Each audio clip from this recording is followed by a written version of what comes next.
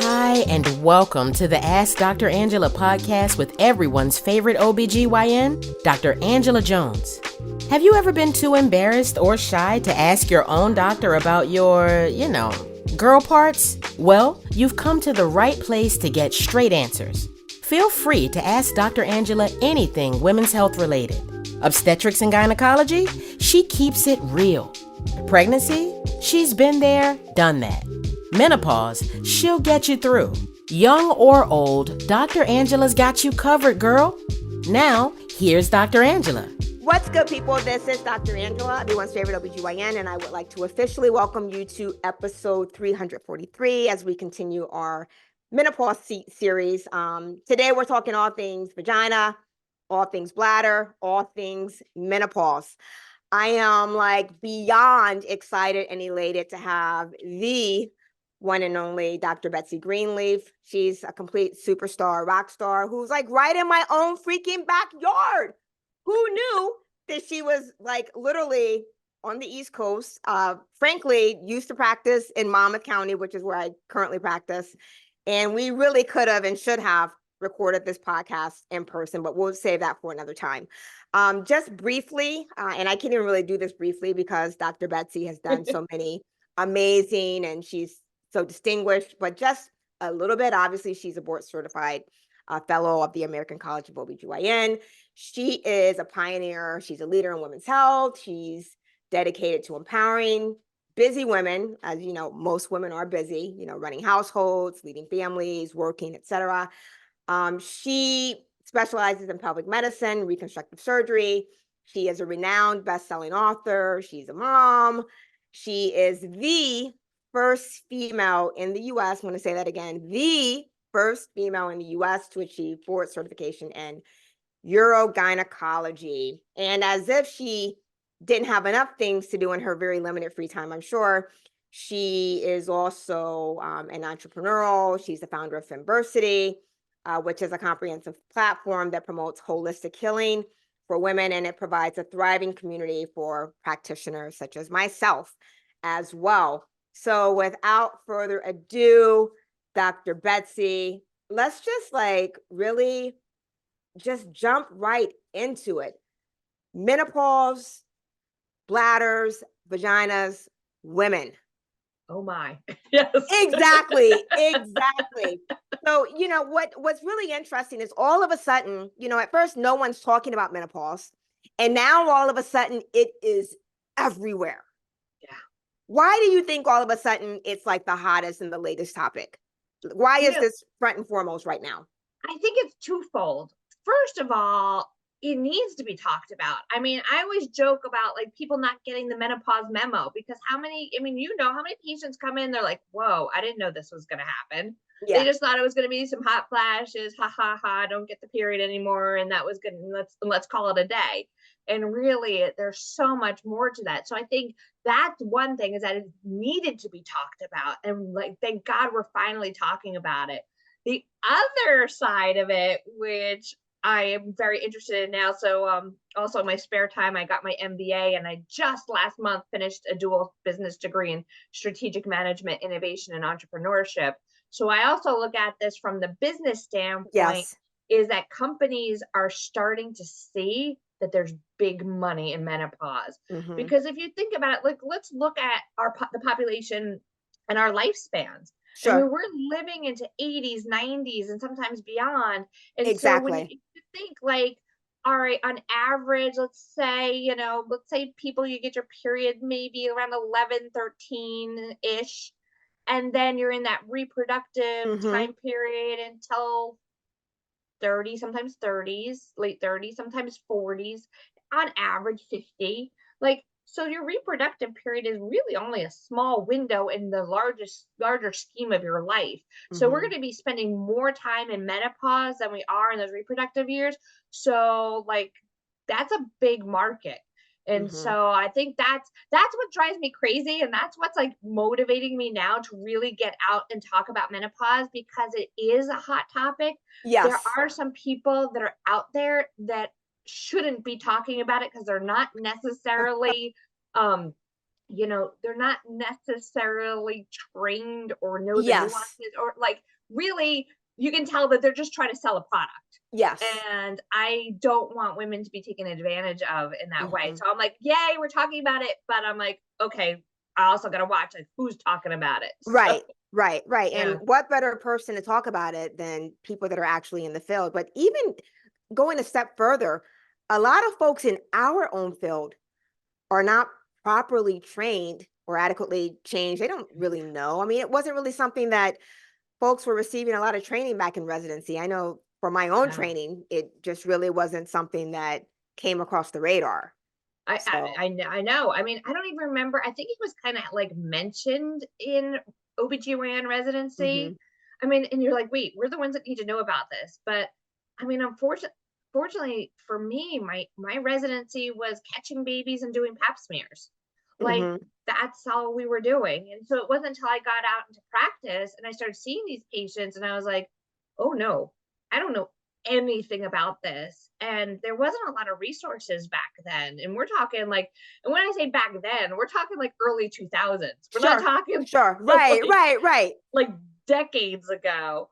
Even though now that is kind of decade. But right, you know, right, I still feel like that's yesterday.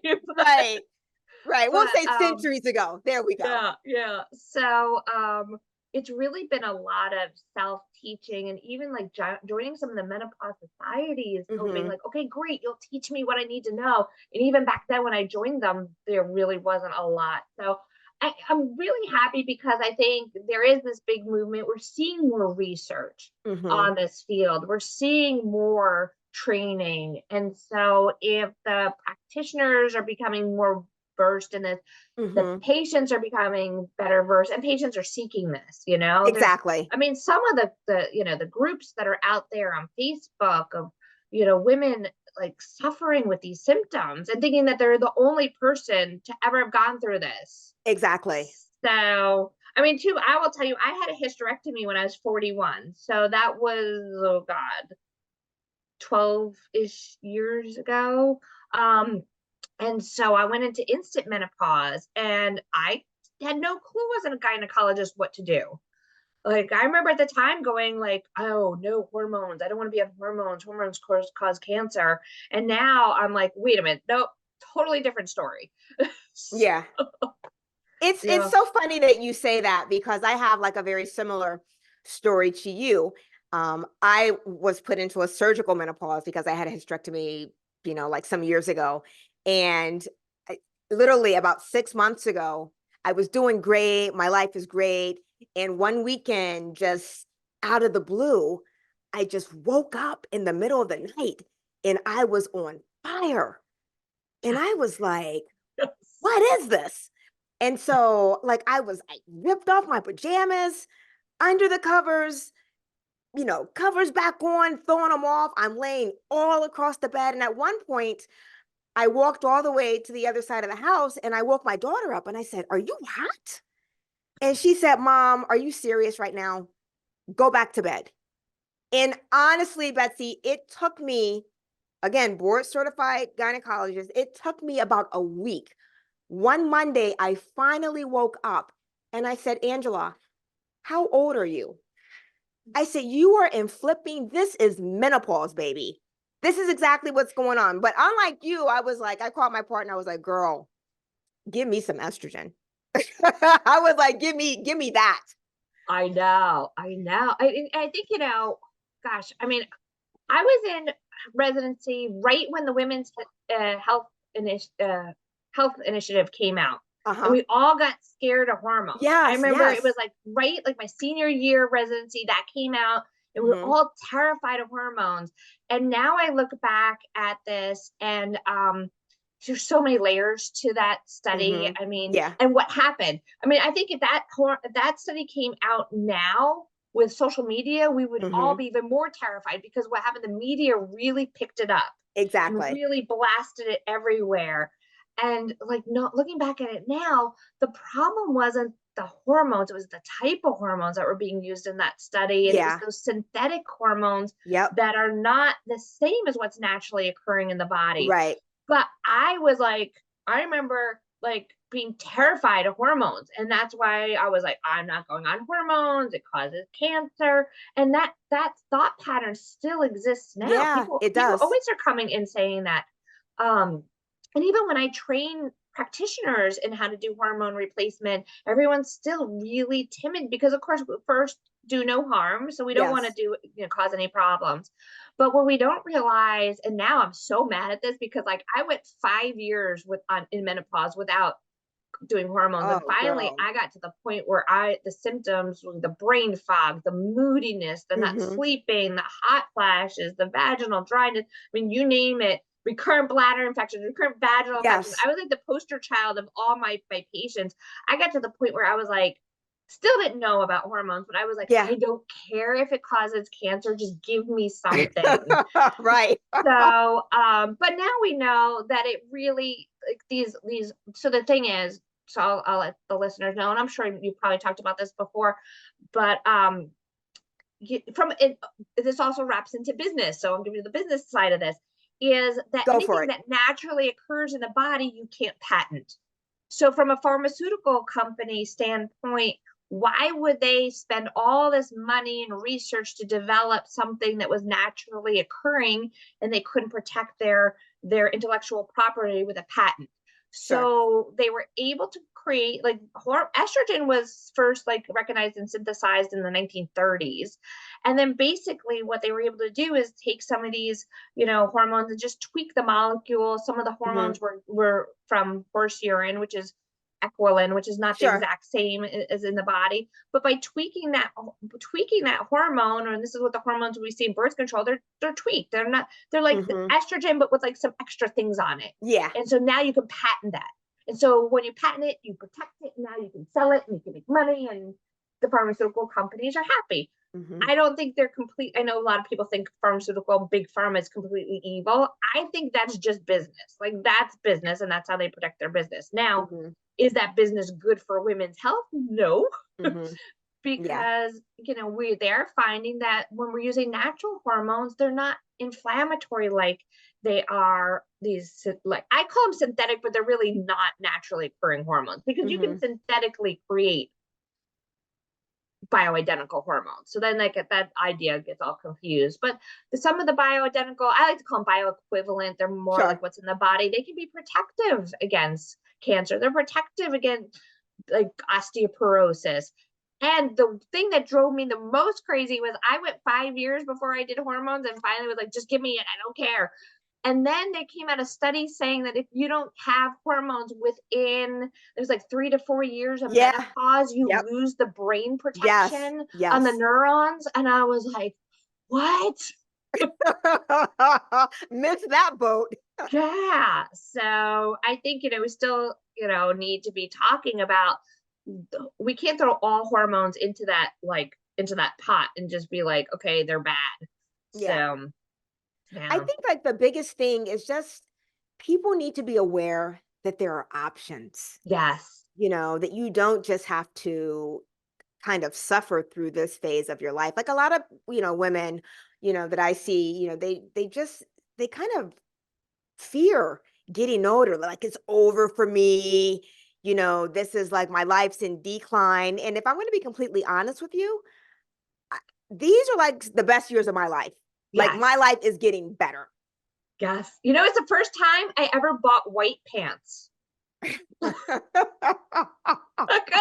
I remember being traumatized. I never had this happen to me, but I remember when I was in high school, some girl had her period and she was wearing white pants and she bled through them. And I felt Ah, so bad for her. I never bought white pants my whole entire life until menopause. It was like, yes, I can buy white pants now. well, good. Well, let's shift gears a little bit, and let's talk about the stuff that we see every day. Yeah. Women complaining of genital urinary syndrome, Yes. menopause, or formerly known as vaginal atrophy. Painful sex. I always feel like I Mm, have a UTI. This is yes. menopause. Talk to me about your Femversity, which I saw, and I was like, what is Yeah. she Still doing working on over it. We're this? still But you know developing what? it. Just give me a little overview. Give us a little overview of what you're talking about, because clearly vaginal health, whether it's, pH, the flora, the bladder symptoms, all of this is affected with menopause. And, I like that you have a more holistic approach to dealing with these things. So please Yeah. speak on that. This kind of, this developed over years, and now all of a sudden it makes sense. But there's a microbiome in the vagina. So there's microbiomes everywhere in our body. Like it's the little like universes of bacteria that live in our mouth is different than what's in our gut, and it's different in our vagina. And I actually started about 15 years ago testing the microbiome of people's vagina because I was doing a lot of vaginal reconstruction surgery at the time with vaginal mesh, Yes. which is now taken off the market. But we were seeing complications. And I started to wonder, like, were these complications related to the bacteria that was in the vagina? And in some cases, I actually didn't make that connection, but that kind of started leading me down this road of the microbiome. And I'll explain to this. So when someone's menstruating and they have all their normal hormones, there's estrogen and testosterone receptors in the vagina. And then what happens is that triggers the vaginal tissue to nice and grow and be healthy, and it'll just keep growing, and then it sloughs off. The old cells will slough off, just like our skin cells will slough off. And the sloughed off tissue or microscopic skin cells contain glycogen. Glycogen is the food source for lactobacillus. And I know these are a lot of big words. The lactobacillus is the main species, and there's a couple different ones that live in the vagina that keep us healthy. So we have to work in connection with these bacteria to stay healthy. So lactobacillus, how it keeps us healthy is we feed it, it lives there, it produces hydrogen peroxide, which then decreases the pH of the vagina. It makes the vagina very acidic. And so this acidic environment chases away yeast and bacteria and keeps everything nice and healthy. Well, when our estrogen levels start going low, and that a lot of times that's menopause. Yes. It can also happen because of stress. It can happen because of the birth control. It can happen because of pregnancy, and it can happen because of breastfeeding. So these are all low estrogen states. Our vaginal tissue starts to thin out, and it's not actively growing.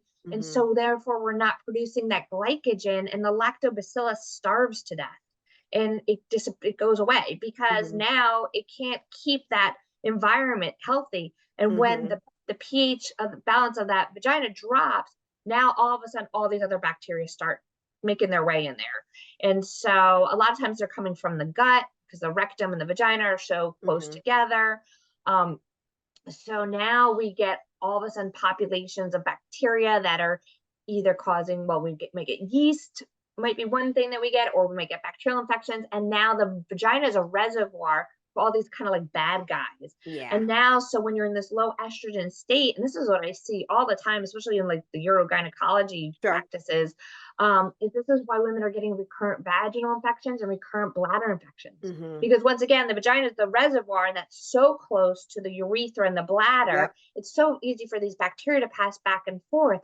So what ends up happening is, especially in menopause, let's just talk about menopause, not those other estrogen states, especially in menopause, women in menopause are at such a higher risk of irritative bladder symptoms because of inflammation being caused by the presence of this bacteria. It may be urgency, it may be frequency, it can be worsening of incontinence, it can be recurrent bladder infections. And then typically, and I know you see this all the time, is what happens. You get a patient who has a bladder infection, and for whatever reason, they call their primary doctor, or they go to a walk-in clinic, and somebody puts them on Cipro. And I'm always like, oh, please, no, don't put them on Cipro, which, I mean, a lot of the research, a lot of our, things that we see in medicine, it says, well, if they have a urinary tract infection, put them on 3 days of Cipro, and that's going to take care of it. But one course of Cipro can throw off the gut microbiome for up to a whole entire year. So now the bacteria in the gut is off. And what ends up traditionally happening is, okay, the patient has a urinary tract infection. Now you gave them antibiotics, you throw off their gut microbiome. Then what ends up happening? 2 weeks later, a month later, they have another bladder infection. Because that bacteria has now gotten from the anus into the vagina and now into the urethra. And it becomes this vicious circle. And we see these women who just are stuck on years and years and years of antibiotics. And we really just have to stop that whole cycle and balance out the microbiome. So, and then now you get me really excited because I'll go down a rabbit hole of the microbiome. This is the thing that's crazy about the microbiome is, let's just talk about the vagina for a minute. There's tons of research. Finally, they're doing research on this stuff. The research showing that there's a feedback loop to the brain. And so if the microbiome of the vagina is off, they think it's through the vagus nerve up to the brain, that there's a feedback loop to dampen all processes of reproduction. So that the body's smart and the body goes, wait, things aren't quite right down there, so not time to reproduce. However, your body doesn't know the difference between you want to just have a good time and you want to have sex and you want to reproduce. Right. So anywhere in our lifespan, if the microbiome is off in the vagina, that can dampen hormones and affect libido and fertility. Yeah. So in menopause, we're not necessarily worried about fertility, but it's going to affect the libido. Yeah. And they're even finding that even like gut microbiome is affecting men's libido, and that also can affect women's libido too. So there's this crazy connection. So yeah. So what are you suggesting that people do to kind of help their microbiomes? I think some of the easiest things and things that people could leave right now and do are actually the simplest things that we don't even think about. But stress is the number one cause of inflammation in the body and can throw off the microbiome. And a lot of us, our stress is coming from we're not sleeping enough. Yeah. We really need to be sleeping about 7 to 8 hours a night. Not being on our computers, our tablets, our phones, searching TikTok, in bed. So get off of that stuff, get into a dark room, get that 7 to 8 hours. I usually tell people to back off. They can't go from sleeping 5 to 6 hours to all of a sudden sleeping 8. So they'll be just staring at the ceiling. So I tell people back their sleep off by 15 minutes each day, or maybe 15 minutes a week until they can get that 8 hours of sleep. Right. That's the easiest. That's one of the things. 75% of Americans are chronically dehydrated. So not getting enough fluids is a stressor on the system and can throw everything off. So drinking, depending on your activity level and your medical condition, they're saying like around 96 ounces of fluids a day, preferably non-caffeinated fluids. So, and then I always think about how did we evolve as humans? And not that I'm against refrigeration, but, the cave people did not have their refrigerators sitting out on the savannah, So we were eating a lot more bacteria. And so I say the way we can do that now is just get fermented foods into our bodies every day. So whether that's yogurt, if you don't have a problem with dairy, kimchi, kombucha, something fermented, or take a probiotic that can help to really keep, the health of the gut and even the vagina. They say there's a bunch of studies, depending on what you look at, is when you take probiotics or fermented foods, it can take about anywhere from a week to a month for that population of bacteria in the gut to now re-inhabit the vagina. So and if you have to be on antibiotics, let's kind of, step up with the probiotics and the fermented foods. Yeah. So, but then we talked about it, all the probiotics in the world are not going to help somebody who's menopausal, whose vaginal tissue is thin, because remember, they still don't have the food source to make the bacteria want to stay there. So now we start having tons of fun things. I know when you and I first started, our choices were the lovely, messy Premarin cream or estrus cream. Yeah. That's all we had. And I hate both of those because they both contain propylene glycol, which is a mucosal irritant. So, there are some other options for bioidentical hormones that are prescription that can go in the vagina, like in Betsy. There's something called Intrarosa, which is DHEA. And then you get into all the fun. If you don't want to use hormones to rejuvenate the vagina, then there's so many different products coming out on the market. Yeah, there's a lot of new stuff that's out there. Oh my God. I mean, I think it all started back in 2016 when the first vaginal laser came to the United States. And, lasers have been around since the 1980s, but I wish I came up with this one. This was brilliant. Somebody's like, well, we've used lasers since the 1980s tissue rejuvenation cosmetically for, skin Right. and face. Why don't we just make a probe that goes in the vagina? And that opened the floodgates, because Mm-hmm. everything that was used cosmetically, people were like, wait a minute, can we apply this to the vagina? And that's where now there's so much technology, from things that you can get done in a doctor's office, from Right. lasers and radio frequency and platelet rich plasma, and I can't even think of any, like Are you there's are so much. you doing any of that in your practice? I was, and in the new practice that I'm opening, I will be doing that. Yeah, Okay. yeah, that'll Okay. be my favorite. And in fact, actually, I'm looking at a plasma device now, which is even more fun. It uses Yeah. like a little lightning bolts, but it's yeah. So I will be done. That's the fun stuff. And then, I think when COVID happened, people were like, hey, we can't get to our doctors to get our vaginas lasered. So Yeah. then we saw this whole industry of home vaginal rejuvenation products that came out on Yes. the market. There's a whole bunch of different creams that are out there. There's red light therapy. There's a carbon dioxide gel that can Mhm. like pull oxygen into the tissue.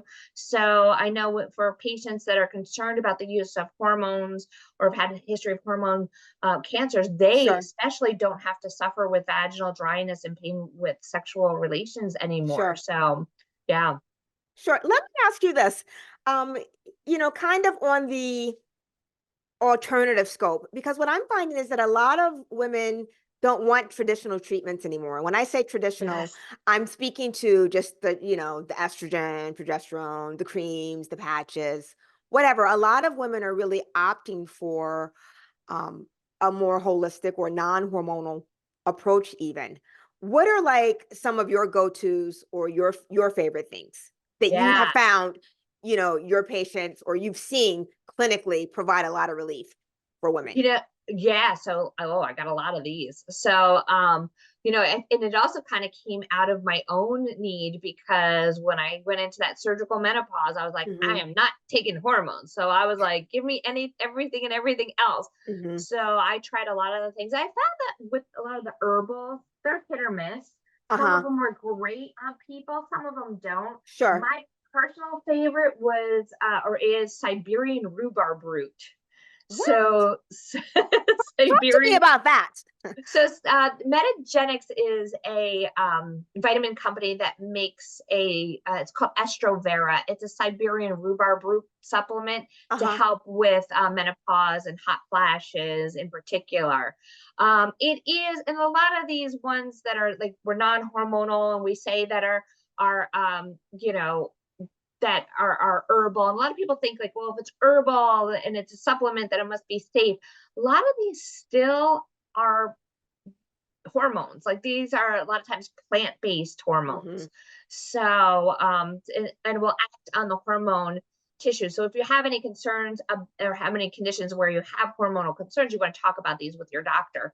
But so they make that one. I also like black cohosh is Hmm. another herb. Sure. Uh, evening primrose Hmm. oil, um, red clover. Though I didn't use Sure. as much red clover or soy based things. I usually tend to grab for the Siberian rhubarb root, the black cohosh, or the evening primrose. Hmm. Those are the first three that I Sure. tended to like.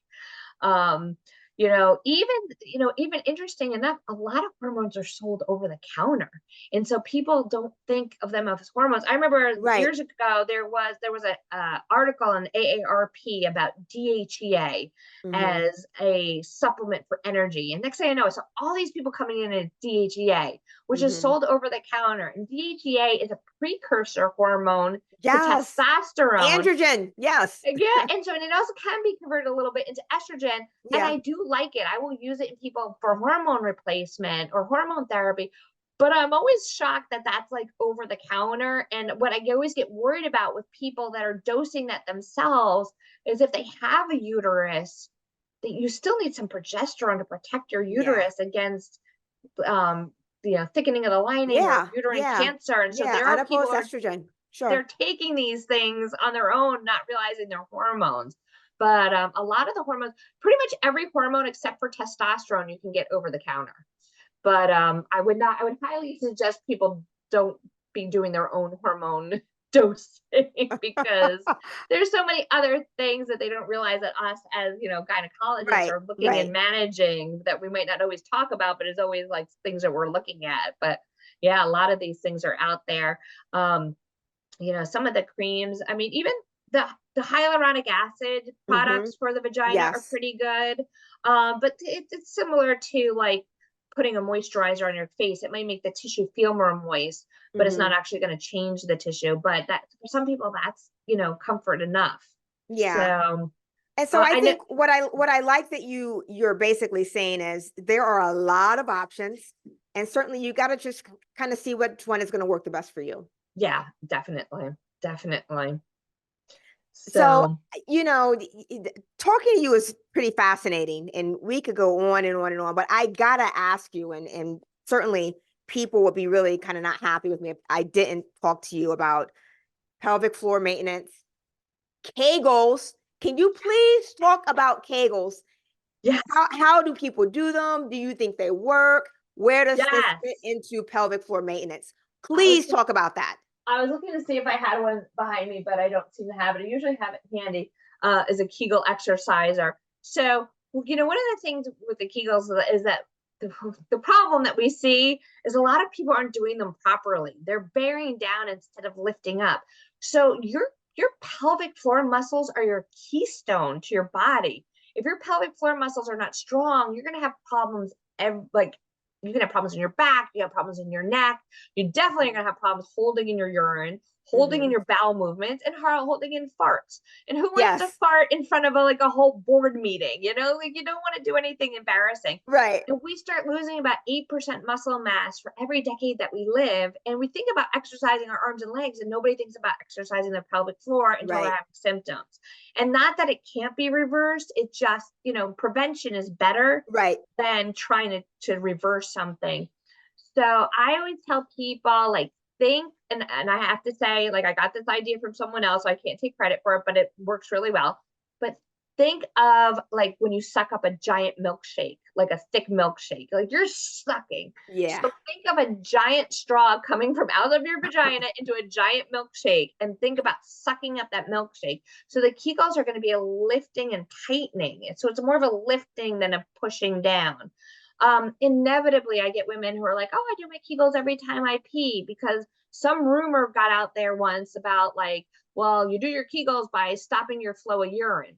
Yes, in that those are the muscles that you're using, but you Mhm. only do it to figure out where those muscles are, and then you do Right. the exercises outside of when you urinate. Because as a urogynecologist, I hate when people do it while they're urinating because the bladder is a giant muscle, and if it's Right. pushing out, the urine's going to go to where the least amount of pressure is, and that could be back up to your kidneys. So you don't want to get kidney infections.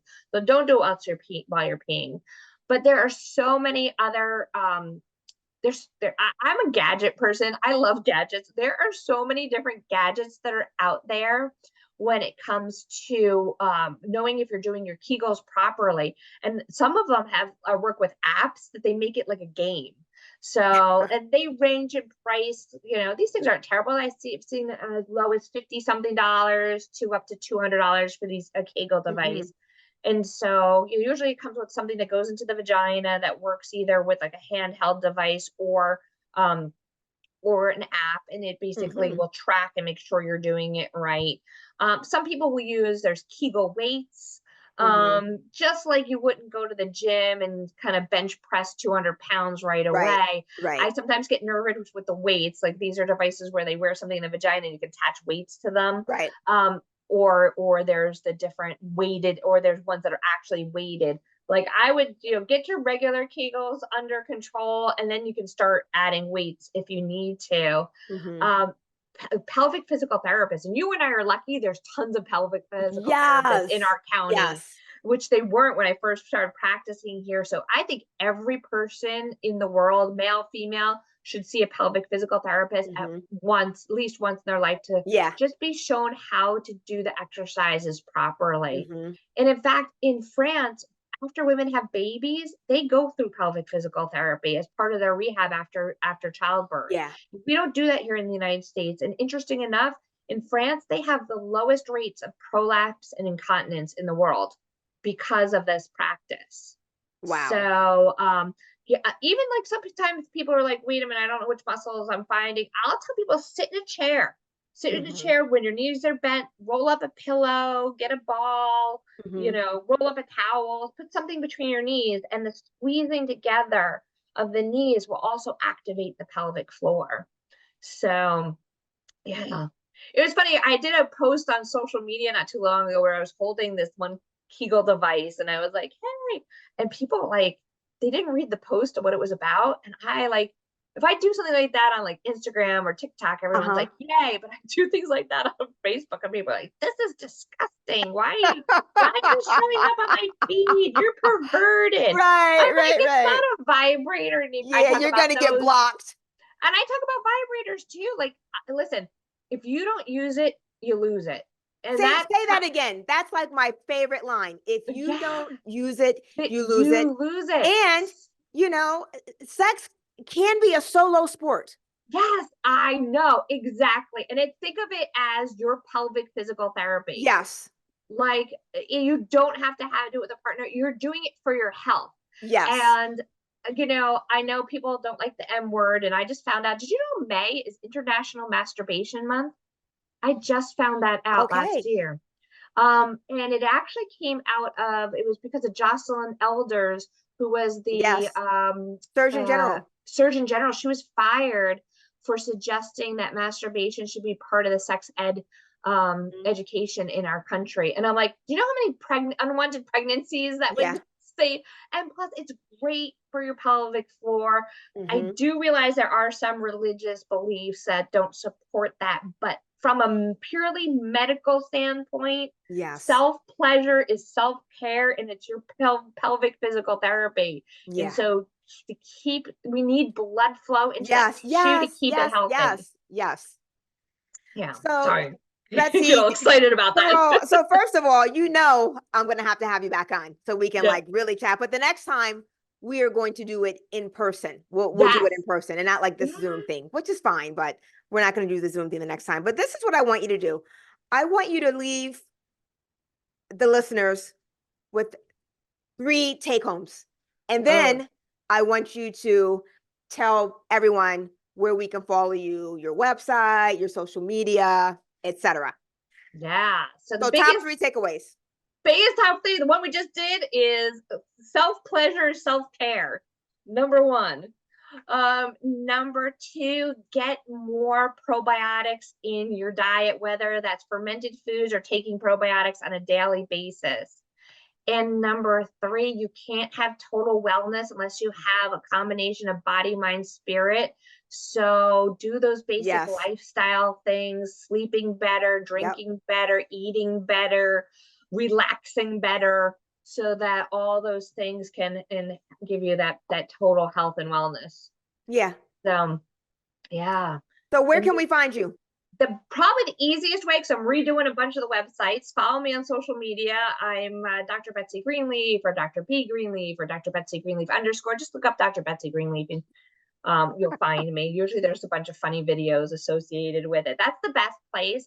Okay. I'm in the process of expanding Femversity. We have just one course on there now, which is how to rebalance your vaginal health in 2 weeks or less. And then we have the pelvic floor store, which I will actually get you coupons. I'll get you links to the coupons for your audience. Perfect. So the pelvic floor store, where we sell pelvic health products. And then coming soon in probably fall, don't hold me on that, fall of 2024, it'll be the International Pause Institute, which is empowering people 40s forward in menopause and andropause. Wow. So, yeah. Wow. So I don't know if you hear my dog. He's like whining. I hope you can't hear him. He's so excited about this topic. Yeah. How about that? But honestly, I just really want to say thank you. I know I've been trying to have you on this for like a long time. I'm really happy that you were able to make this happen. It's been an absolute pleasure. It's nice to talk shop with a colleague. Yeah. And I'm excited that you're like literally like my neighbor. Oh yeah, I'll have to come visit you. Yeah, I know all the people that you work with, so I'll have to come. I haven't seen them in years, but we'll have to come over. You will have to come over. So just in closing, I want to just say thank you to the Dr. Betsy Greenleaf. She left us with a ton of pointers, and y'all know I'm a huge lifestyle advocate. I think that lifestyle modification is the best preventative medicine that there is, because as Dr. Greenleaf has said, you know, it's not just physical, it's emotional, it's spiritual, it's exercising your mind, body, and soul, making sure that you are staying hydrated, making sure that you are eating well, not dieting, but eating well, and just making sure that you have an adequate, release for stress, whatever that might be for you. You just dropped so much knowledge on us today. I'm like so appreciative of that. I'd like to thank everyone for listening today. This is your girl, Dr. Angela. You know where you can find me, www.askdrangela.com. That's AskDrangela.com. There you can find all of my social media links, Ask Dr. Angela on Instagram, Facebook, and I guess it's not Twitter anymore. It's now X. But I know. That's like a whole nother conversation. Twitter, I know, right? So I'm going to date myself.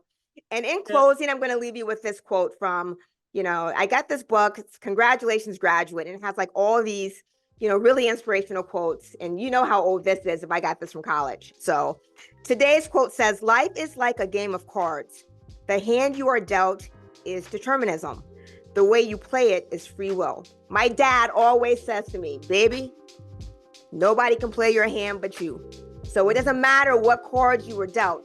It's the choices and the decisions that you make on how to play that hand. So until next time, choose happy. I cannot wait to reconnect on episode 344.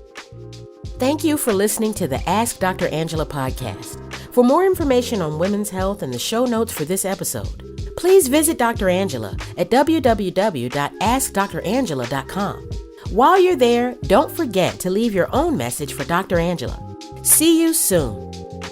All of the information provided and discussed in this podcast is for educational and informational purposes only and should not take the place of consulting a physician. This podcast is not intended to diagnose, treat, or cure any disease or illness and does not and should not replace treatment from a medical professional. Listening to and participating in this podcast does not create a doctor-patient relationship between you and Dr. Angela Jones. If you need medical advice or assistance, you should consult a physician. Listening to and participating in this podcast is subject to the terms and conditions posted at AskDrangela.com/terms.